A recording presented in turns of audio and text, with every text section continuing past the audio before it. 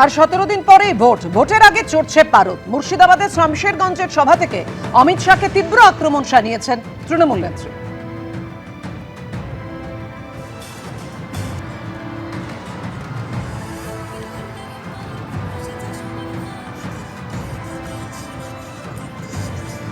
এসছে মোটা ভাই, সাথে ইডি আর সিবিআই এনআইএ সব কটাকে নিয়ে এসছে, আর সবাইকে ডেকে পাঠাচ্ছে, আর ডেকে পাঠিয়ে বলছে ইলেকশনের সময় এই আমাদের হয়ে কাজ করবে।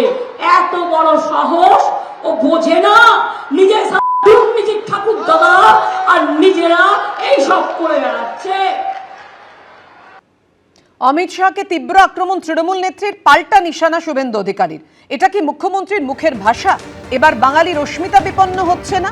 বুঝতে পারছি পরাজয়ের আতঙ্ক মুখ্যমন্ত্রীকে গ্রাস করেছে, মাথা ঠান্ডা রাখতে পারছেন না, মুখের ওপর নিয়ন্ত্রণ হারিয়েছেন। তৃণমূল নেত্রীর বক্তব্যের ভিডিও পোস্ট করে আক্রমণ শুভেন্দু অধিকারী।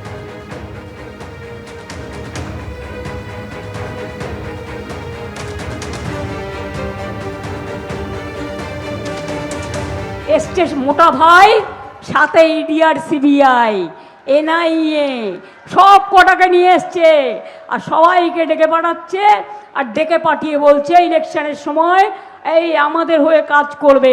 এত বড় সাহস ও বোঝে না, নিজে সারা দুর্নীতির ঠাকুর দাদা, নিজে সারা দুর্নীতির ঠাকুর দাদা, নিজে সারা দুর্নীতির ঠাকুর দাদা, নিজে সারা দুর্নীতির ঠাকুর দাদা, আর নিজেরা এই সব করে বেড়াচ্ছে।